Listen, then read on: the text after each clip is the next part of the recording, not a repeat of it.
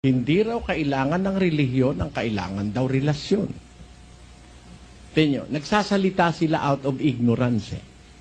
Because in the Bible, you can read in the Bible the word religion. The very word religion is in the Bible. Let us read that.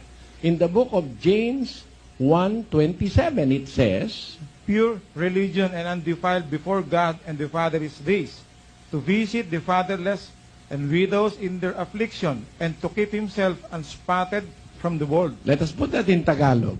Ang dalisay na relihiyon, At walang dungi sa harapan ng ating Diyos at Ama ay ito, dalawin ng mga ulila at ang mga babaeng bawas sa kanilang kapigatian, at pag-ingatang walang dungi sa kanilang sarili sa sanglibutan. o tenyo, di yung salitang relihiyon nasa Biblia.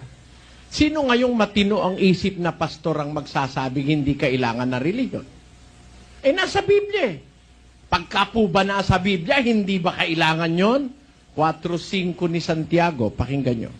O iniisip ba ninyo na ang kasulatan ay nagsasalita ng walang kabuluhan? Oh, nagsasalita ba ang kasulatan ng walang kabuluhan? Do you think that the scriptures set in vain?